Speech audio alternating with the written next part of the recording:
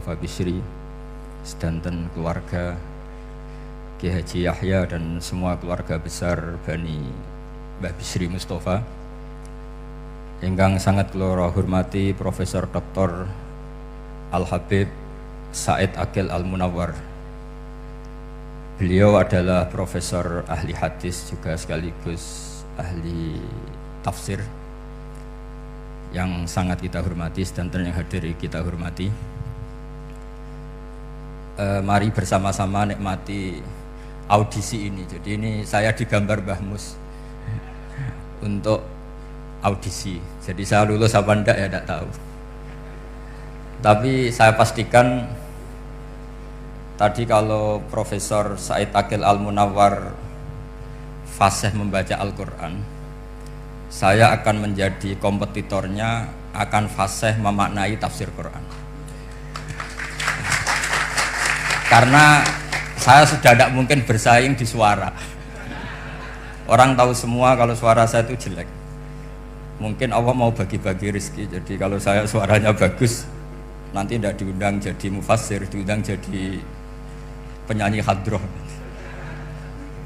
Jadi sudah itu saya nikmati saja. Begini,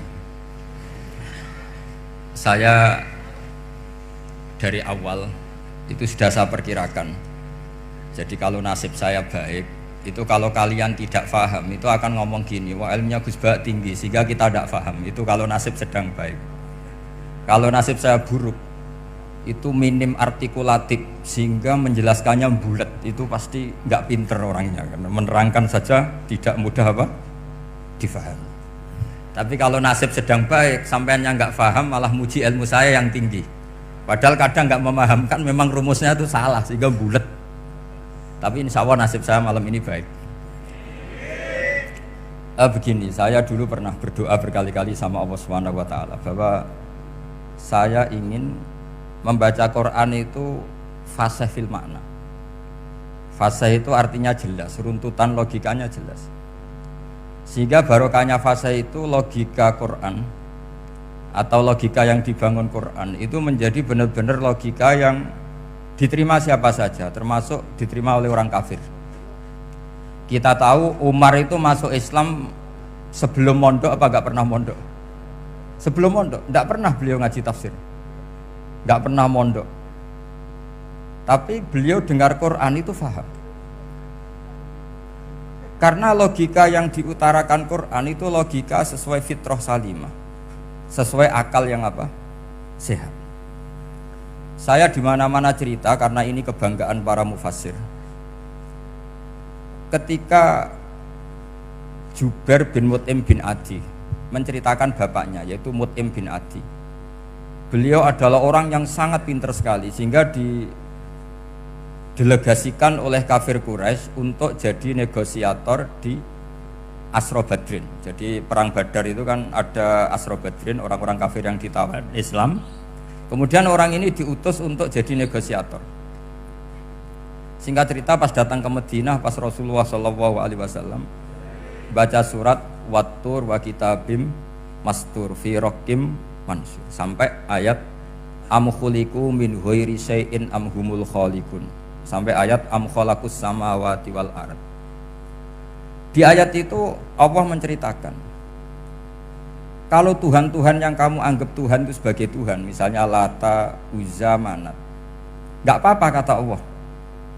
Tapi kata Allah, saya minta bukti prestasi mereka apa kalau sebagai Tuhan itu. Apakah pernah ikut menciptakan langit bumi? Atau kalau nggak bisa menciptakan urun kata Allah, urun semen sak-sak kata Allah, sementing urun. Sehingga logika lalu terbangun, prestasinya apa? Tuhan-Tuhan yang kami tuhankan itu. Kata Allah, Qul ara'aytum ma tad'una min dunillah aruni madza khalaqu minal ardi am lahum syirkun fis samawati. Kalau mereka Tuhan, tunjukkan prestasinya ke saya kata Allah. Apakah mereka terlibat dalam penciptaan langit dan bumi? Atau kalau nggak bisa menciptakan 100% kata Allah setidaknya urun. Ya tadi urun semen, am lahum syirkun fis samawati. Syirkun maknanya urunan.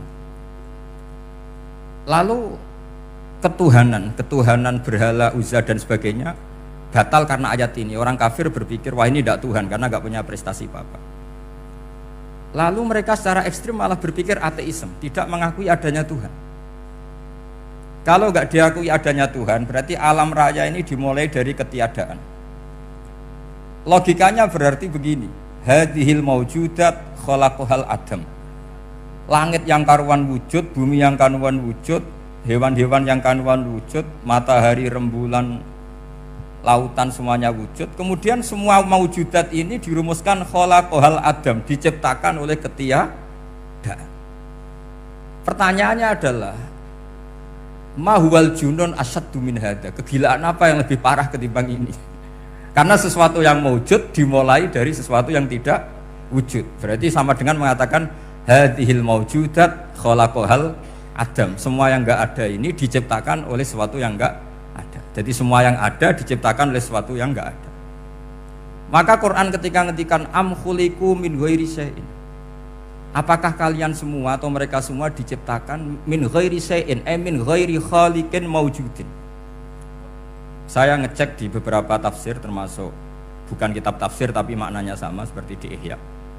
Masa alam raya seindah ini, seeksistensi ini, senyata ini kemudian diciptakan oleh sesuatu yang tidak ada. Mereka akhirnya mikir, ya harus diciptakan oleh sesuatu yang ada. Nah, karena sesuatu yang ada ini posisi pencipta, maka harus berstatus super. Nah, super ini oleh ulama dibahasakan wajibil wujud. Maka zat yang menciptakan ini namanya zat sing wajibil wujud. Lalu wajibil wujud ini oleh Islam disebut Allah Subhanahu wa ta'ala. Kayak apa fasihnya Quran bikin logika? Atau orang yang jadi Tuhan itu yang mengklaim sebagai Tuhan? Itu juga mungkin, yang penting mewujud. Siapa itu? Fir'aun. Fir'aun itu mengaku sebagai Tuhan. Dia sudah sah dari segi dia wujud. Namanya orang wujud punya eksistensi, mungkin berkreasi. Saya ulang lagi, namanya orang wujud punya eksistensi, tentu mungkin berkreasi. Tapi pertanyaannya begini, ketika Musa tanya, pertama ditanya Musa, lalu kamu kalau menyembah selain saya, nyembah siapa? Kata Musa, Rabbul Alamin. Siapa Rabbul Alamin? Rabbus samawati wal ardi, yang menuhani langit bumi. Terus kata Fir'aun, tidak jawab, manggil Haman. Haman, kamu kan arsitektur, coba ibnili sorhal ali abluhul asbab. Ya Haman ibnili sorhal ali abluhul asbab. Bangunkan sah piramida yang tinggi, la'ali at-tali'u ila ilahi Musa, saya ingin melihat Tuhannya Musa. Lalu kemungkinan Tuhan di bumi, kata Fir'aun, ma'alim tulakum min ilahin ghairi, kemana-mana saya melihat yang jadi Tuhan saya. Musa ngerti kalau Fir'aun ini pekok cara bahasa Jawa itu menerangkan sifatnya Allah itu dengan sifat yang sederhana, tapi justru dengan sederhana ini Fir'aun tidak bisa jawab. Terus Nabi Musa ganti argumentasi, Rabbukum wa Rabbu abaikumul awalin, yang nuhani nenek moyang kamu, leluhur kamu. Itu terperangah, kagetnya bukan main Fir'aun. Karena para umatnya, para punggawanya lalu berpikir, kalau ini Tuhan berarti buyut-buyutnya nggak ada Tuhan, kan Tuhannya datang terlambat. Makanya Pak Jokowi kalau dituduh PKI gak terima. Saya ini lahir tahun berapa gitu, pas ada PKI itu masih 4 tahun, masa ada PKI balita? Ini enggak, ini ada Tuhan balita, Tuhan terlambat. Pertanyaannya adalah kalau Fir'aun itu Tuhan, lalu bapaknya, mbahnya, buyutnya Tuhannya siapa? Makanya ketika Allah disifati Nabi Musa, Rabbukum wa Rabbu abaikumul awalin, yang nuhani nenek moyang kamu, itu kagetnya bukan main. Dan semenjak itu banyak punggawa Fir'aun yang iman. Ini yang akhirnya nanti jadi waqala rajulun mu'minum min ali fir'auna yaktumu imana. Atau yang menjadi ayat waja'a rajulun min aqsal madinati yas'a. Kenapa mereka menjadi iman? Karena logika Fir'aun Tuhan itu gugur, runtuh. Bisori khil hujjah, dengan logika yang sangat transparan. Jadi ini perlu belajar tauhid. Jadi kalau sampean sudah kalah suara, jangan kalah logika. Kalau sudah kalah suara, kalah logika, jangan kalah tinggal mendengar saja kok tidak paham bangunnya gitu. Jadi ini sering saya utarakan. Makanya banyak ulama mengatakan fasihu ibaratil Quran itu bukan sekedar notnya atau sajaknya, kalau boleh dibilang saja, tapi karena runtutan cara berpikirnya.